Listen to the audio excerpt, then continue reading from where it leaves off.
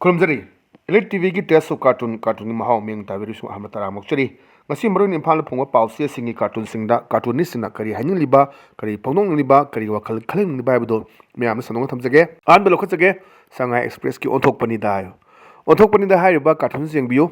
dan phajana wari watai chanaba hajik leriba phibam masi matang da nainaba adumba cartoon ni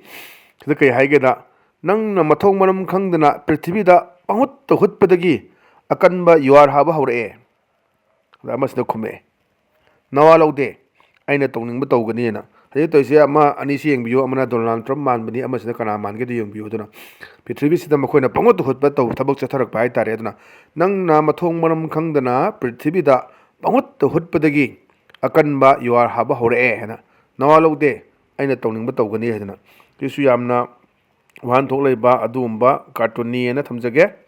mathang da leisna khoi sana leibaki loiredana haibni loiredana sida hauji leiriba issue si matanga neina bani kamaine na genda moani wari chanare ahlani ka PRC sahi ani uhum phau thamninge bona andaka masna khume sahi mangagi action yengnaru radi sina farabra khalaiba ana aduse PR gi matangda atoba issue ma khanane na bam chathari PRC thamgadabni thamoidabni haba ngarang su tongan tonba sesogi aduga hana minister ramba singe aduga congress ki MPCC ki president ki wafam phongdok ki balai rabna na PRC ji asoba issue mu oinarakpa masigi nainebagi wafam sida cartoonist na puthorakpa APR thambasina pharajala haibagi mai wakhlon ma lakpudu phongdokpa yam phajaba wan thok leiba cartoon ne na thamjage tang lakhwajai sina khoi punglafam gi balo he tuni balo he su samane haji issue sida dum nei nei sesu khoi PR gi matang dani wari chanare se pogom phambi ama aduga khoi gi khabar paba amaga wari chanare kai haigana moi gi PR lakpadagi kari kari ahongba purakre ana hangbadune masagi poyom bisina amajna khume signboard lambi mapanda potse thamasing kanna takhairi imana adusi yam phaba mayam hainei PR matam sida leiriba khoi encouragers sing illegal oina toriba megi ri footpath boiro ama boiro adu boitara su khoi mayam na hainei ni PRC khoi tamam mungda amu yahole sira kaina adubu taseng ba PR tune daka oridi haidi ngaktang toramga tokhiba nataba mamang su ina haijegi buduni khoi no helmet no petrol na tormi dum matam khar tokhi aduna hajik PRC loigi tardi de muktok toira adun leiba concern district administration singna PR bu leigi leiro tu hoi PR le tamutam di MLA Mr Mayam gi khoi gi kai tare mai yengnaba moi wafam tabada leiriba bureaucrat officers sing thabak to wongam da na PR study bakona loine chaw ni na duna phajana tawbiu phajana takhai biu niom chungna amaga amaga misang mikhai nai tuna duna phajana tawba thawak to pa mi haibagi wafam do utpa yam phajaba sisu cartoon na samjage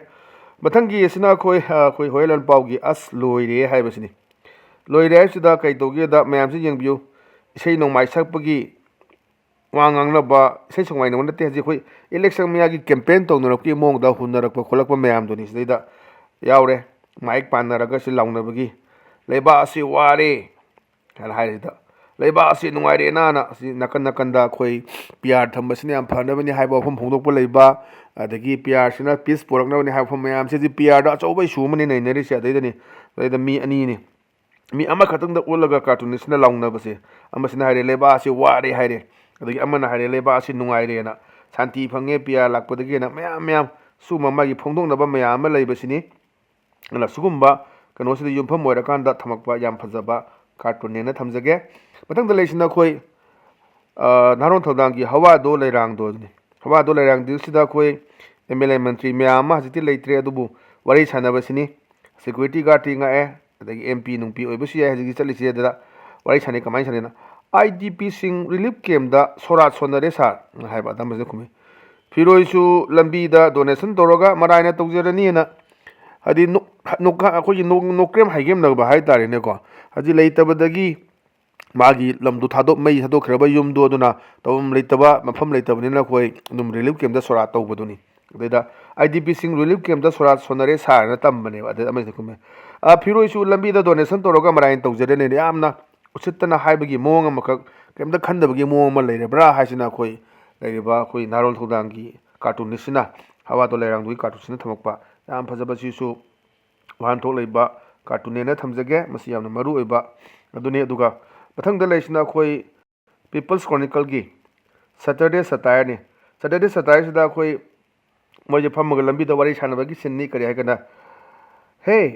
whose mansion is that usi kana yum no shibo find out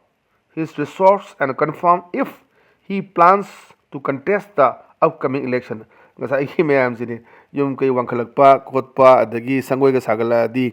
mikhal sida bot thengna gadran 2027 gi mikhal naksha le aduna mayam se dum pakhana ba aduna main hey whose mansion is that sikana yum no yengu se find out his resources mai kai kai pisa lai and confirm if he plans to contest the upcoming election aduna lakador ba 2027 gi mikhal sida khoi ma bot le kwadra do yengu haiba phongdok pa yam phajaba sisu wan tholai ba cartoon thamjage ona ngasi di adumba ELITETV gi teso cartoon gi mahau matanga solution jere meng tabiri busung bo amot kana amukha na khurum ja wolona na kanena be thangni jeri pinebirsi